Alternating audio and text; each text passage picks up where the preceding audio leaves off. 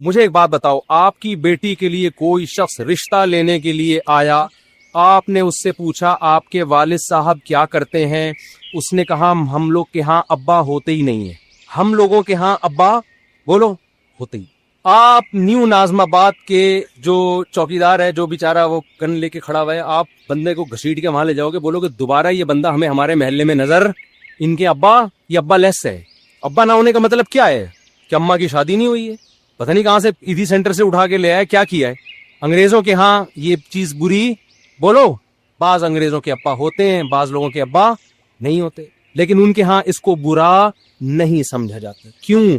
اس لیے نہیں کہ انہوں نے 100 سال پہلے قانون سازی کی تھی عقل مندوں نے, اور بیٹھ کے کہ یار ابا ہونا نہ ہونا کوئی اتنا بڑا مسئلہ نہیں ہے. اصل میں جب ابا لیس معاشرہ ہو گیا, زنا پھیل گیا, ولد الزنا بچوں کی بھرمار ہو گئی, تو انہوں نے ابا ہونا یا نہ ہونے کو کاغذات سے کیا کر دیا, ختم. تو یہ ہے جس عذاب میں پہلے مبتلا ہوئے اس کو قانونی شکل دے دی. یہ اس کی مثال دے کے ایک بات سمجھاتا ہوں. دیکھو آپ محلے کے بڑے تھے, آپ بڑے سیاستدان تھے, آپ صدر بھی آپ تھے, وزیر اعظم بھی آپ تھے, سارے اختیارات آپ کے پاس تھے, لیکن آپ کو ایک برائی کی عادت پڑ گئی سٹا لگانے کی. آپ چرس پیتے تھے, معذرت آپ نہیں پیتے تھے, ایک مثال دے رہا ہوں. اب کیا ہے کہ لوگ آپ کی تعریف کرتے ہیں, بندہ بہت اچھا ہے لیکن ہے چرسی, بندہ بہت اچھا ہے لیکن ہے کیا, چرسی. اب آپ کے پاس ایک آپشن ہے, یا تو چرس چھوڑ دو, یہ چھوٹ نہیں رہی آپ سے, تو پھر آپ کیا کرو گے, چرس کی پیکنگ اچھی کر دو گے آپ, اور چرس کا نام چینج کر کے اینٹی ڈپریشن ٹیبلٹ, کیا خیال ہے, اس پہ برائی کا لیبل آپ کیا کر دو گے, ہٹا دو گے, تاکہ لوگ مجھے چرسی چرسی نہ کہیں, مجھے مہذب کہیں. اور پھر آپ کا مقام اتنا بڑا ہوگا کہ تھوڑے دنوں میں جو چرس نہیں پیتا ہوگا لوگ اس کو دقیانوس, پینڈو, جاہل سمجھیں گے. چرسیوں کی معاشرے میں کیا ہوگی, عزت. پھر اگر کوئی آپ کے گھر میں رشتہ لے کر آئے گا, آپ کہتے ہیں بھائی پیتا ہے کہ نہیں پیتا, وہ کہے گا نہیں پیتا, دقیانوس, بیکورڈ, دفاع یہاں سے. خدا کی قسم یہی کیا گورے نے ہمارے ساتھ. جو لڑکیاں پردہ کرتی ہیں, اسکارف لیتی ہیں, حجاب کرتی ہیں, گھروں میں رہتی ہیں, بھائی کا احترام, باپ کا احترام, ماں کا احترام, کسی غیر مرد کی طرف نظر نہیں اٹھانا. جب نکاح کا موقع آیا ابا سے پوچھا, ابا نے کہا ہاں بھائی ٹھیک ہے, عزت کے ساتھ رخصت کر دی. شوہر کے ساتھ وفا کر رہی ہے. پھر میاں بھی بڑا اچھا ماشاءاللہ, وہ بھی نہ کسی خاتون کو نگاہ بھر کے دیکھتا ہے, نہ ٹکٹکی باندھ کے دیکھتا ہے. اسے پتا ہے جی میرے گھر میں میری بیگم آ گئی, بہت اچھا. اور جناب خود بھی بڑا نمازی, پرہیزگار, حاجی, دفتروں میں جاتا ہے, ٹائم پہ جاتا ہے, ٹائم سے واپس آتا ہے, ایمانداری کے ساتھ جاب کر رہا ہے, لوگوں کی خدمت کر رہا ہے. تو ہونا یہ چاہیے تھا بھائی زبردست انسان ہے. لیکن اس کو لبرل لوگ, پڑھے لکھے لوگ کیا کہیں گے, ایک نمبر کا کیا ہے, دقیانوس. گرل فرینڈ بوائے فرینڈ رکھ رہے ہیں لوگ, لڑکیوں سے دوستیاں ہو رہی ہیں, یونیورسٹیوں میں کو ایجوکیشن سسٹم ہے, فیمیل ٹیچر پڑھا رہی ہے اور لڑکے پڑھ رہے ہیں. اس کو ماڈرنزم سمجھا جاتا ہے, اس کو سمجھاتے ہیں اچھا معاشرہ ہے جہاں عورت کی عزت ہو رہی ہے. سمجھ میں آ رہی ہے بات؟ برقع پہنا دی عورت کو, او ہو یہ لوگ تو ظالم ہیں. ابے عورت کو کمبختو برقع پہنا کے مردوں کی عیاشی رکتی ہے, عورت کی نہیں رکتی. عورت جتنا بے لباس گھومے گی مزہ تو مردوں کو آئے گا, عورت کو تھوڑی آئے گا. یہ عجیب قسم کی فضول قسم کا فلسفہ ہے کہ عورت کو کپڑوں سے آزاد کرنے کو عورت کی آزادی سمجھا جا رہا ہے. عورت جتنا کپڑوں سے آزاد ہوگی مزے کس کو آئیں گے, مردوں کو آئیں گے. جتنے کپڑے پہنے گی تو مردوں کے مزے خراب ہوں گے. مردوں کی عیاشی پہ لیبل کس کا لگا دیا, عورت کی آزادی کا. یہ گورے نے آپ کے ساتھ یہ کام کیا ہے. کمال کی بات ہے, ایک مسلمان جو اپنی بیوی کے ساتھ ساری زندگی وفا کرتا ہے, انڈے, آلو, پیاز, ٹماٹر, ہرا دھنیا, ادرک. آج پرچی میں کیا کیا لکھا ہوا تھا بھائی, آپ کے پاس آئی تھی نا پرچی, مجھے تو یاد ہو گئی. ایک دن تو میں نے جمعے کے دن جو ہے نا پرچی نکالی, وہ دعاؤں کے لیے پرچی دیتے ہیں, وہ میرے گھر کے سودے کی نکل آئی. اب میں بے دھیانی پڑھوں, 1 کلو آلو, 3 کلو ٹماٹر, تو ہمارا تو سارا دن کام ہی یہی ہے. ایک مرد, مسلمان مرد جو گھر میں بیوی کو ساری زندگی کھلاتا ہے اور پھر بھی تانے سنتا ہے, کیا آپ سے ملا کیا مجھے, وہ پھر بھی اس کو سہتا ہے, اس کی اولاد کی ساری زندگی خرچے اٹھاتا ہے, بچے کی پیدائش کا خرچہ اس کے ذمے, بچیوں کی ٹینشن یہ لے رہا ہوتا ہے. اب تو دامادوں کو بھی پال رہا ہے, صحیح ہے نا, شادی ہونے کے بعد ساری ٹینشنیں ایک مرد اٹھا رہا ہے. اس کا بیوی سے صرف یہ مطالبہ ہے کہ میری مرضی کے بغیر گھر سے باہر مت نکلو. اس کو دقیانوس قرار دے دیا, بیکورڈ. عورتوں کے حقوق کا محافظ نہیں ہے یہ, عورتوں پہ پابندیاں لگائی ہوئی ہیں, بیڑیاں باندھ کے رکھا ہوا ہے. اور گورا جو کمبخت اپنے خرچے پہ, شکر ہے کمبخت کا انگلش میں ترجمہ نہیں ہے, ورنہ گورے بھی کچھ بیان سنتے ہیں نا, ان کو کیا پتا کمبخت کا کیا مطلب ہے. اگر آپ سے کوئی ٹرانسلیشن کروائے تو اس کو بولے قابل احترام. ہاں, کیونکہ بعض دفعہ گورے بھی سن رہے ہوتے ہیں, رپورٹیں آئی ہیں اس طرح کی. تو گورا کمبخت ساری زندگی عورت سے مزے اڑائے گا, ساری بالغ ہوتا ہی گرل فرینڈ پہ کوئی خرچہ ہوتا ہے؟ کوئی خرچہ نہیں ہوتا ان کا. یہ آپ لوگ کے وہم ہے کہ گرل فرینڈ پہ, ان کے گرل فرینڈ پہ بھی 5 روپے بھی خرچ نہیں کرتے. گرل فرینڈ برگر کھائے گی اپنے پیسوں سے اور لڑکا برگر کھائے گا. ہمارے یہاں تو گرل فرینڈ میں آدھے ہو جاتے ہیں لوگ.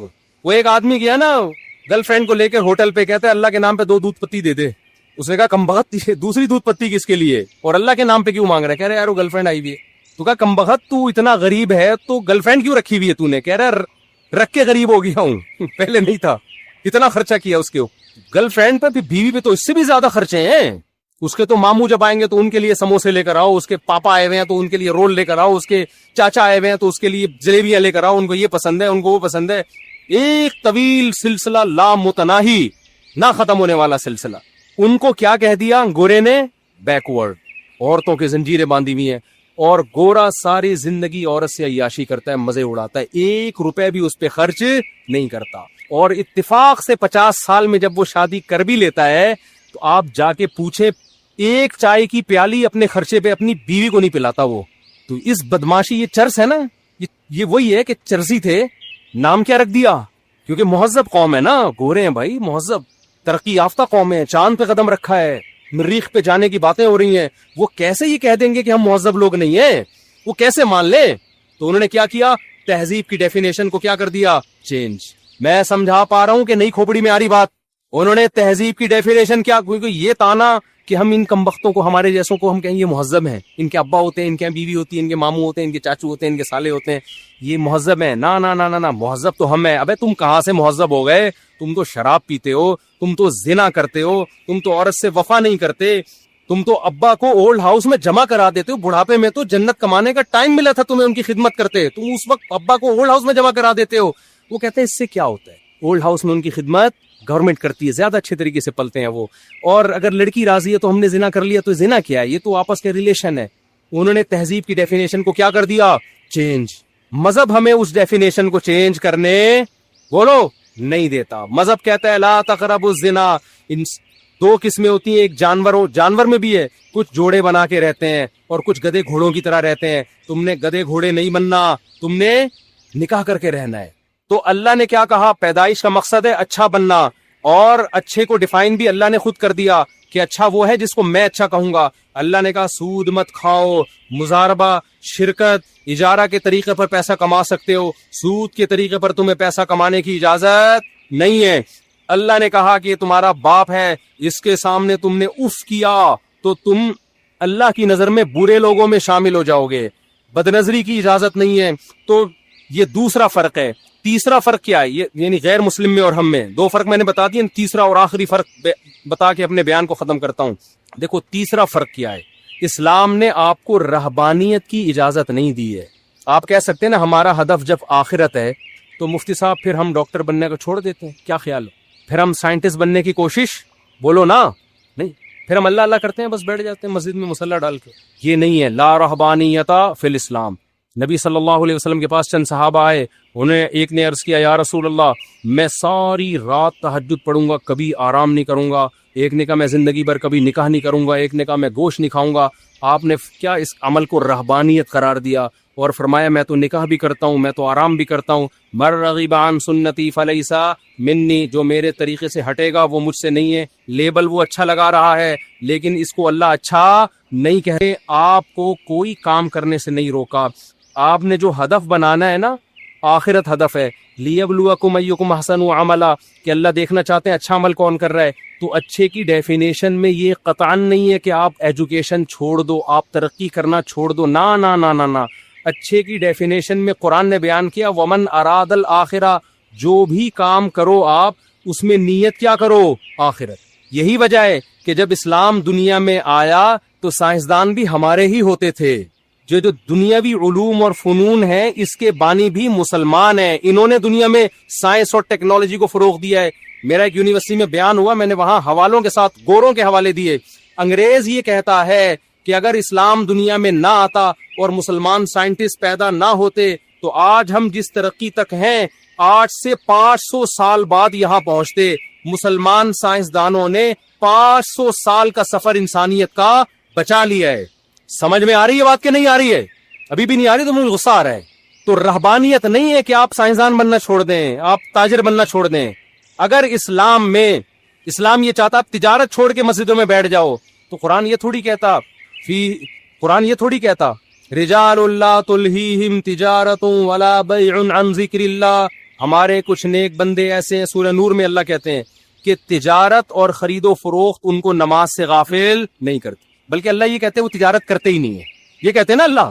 تو آپ نے کیا کرنا ہے, کیونکہ ہدف آخرت ہے, تو اس آخرت کے ہدف کے لیے دنیا چھوڑنی نہیں ہے, بلکہ دنیا میں اپنی نیت کو کیا کرنا ہے, بولو نا صحیح.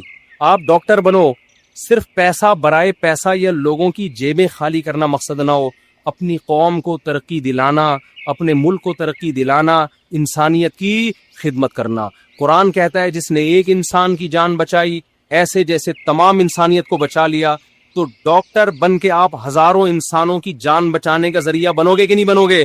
تو جو آپ کا بچہ میڈیکل کالج میں جا رہا ہے, آپ نے پلاننگ کیا کرنی ہے, بیٹا میں تجھے انسانیت کی خدمت اور آخرت کے لیے ڈاکٹر بنا رہا ہوں, لوگوں کی جیبیں کاٹنے کے لیے اور ایسے نسخے لکھنے کے لیے کہ ایسی دوا لکھ کے دی ہے جو ڈاکٹر کے ماموں کی دکان کے علاوہ کہیں اور پوری دنیا میں مل ہی نہیں رہی ہے. آج ڈاکٹر دوا لکھ کے دیتا ہے, ڈاکٹر کے ماموں کا میڈیکل اسٹور ہے, اس کے علاوہ پوری کائنات میں WHO سے رابطہ کر لیں آپ, وہاں بھی نہیں ملے گی آپ. اس کا مطلب کیا ہے, اس ڈاکٹر کا مقصد پیسہ کماؤ بھائی, آپ بنے ہو, خرچہ ہوا ہے, کس نے منع کیا ہے, لیکن اس کے ساتھ ظلم تو نہ کرو نا. جو ڈاکٹر ایسا نسخہ لکھ کے دے رہا ہے جو اس کے چاچو کے علاوہ کسی اور دکان پہ میڈیکل میں ملتا ہی نہیں ہے, اس کا مطلب اس کا مقصد آخرت, یہ دھوکہ دے رہا ہے, زیادتی کر رہا ہے. ایک دوا مہنگی ہے, وہی فارمولے میں دوا سستی بھی مل رہی ہے, لیکن اس کمپنی نے آپ کو گفٹ دیے ہوئے ڈاکٹروں کو. ایسا ہوتا ہے کہ نہیں ہوتا؟ تو ڈاکٹر جان بوجھ کر وہی فارمولا, وہی نسخہ مہنگی کمپنی والا لکھ کے دے رہا ہوتا ہے. تو اسلام نے آپ کو منع نہیں کیا, جس فیلڈ میں ہو اسی میں خدا کو تلاش کرنا ہے, لیکن وہ فیلڈ حلال ہونی چاہیے.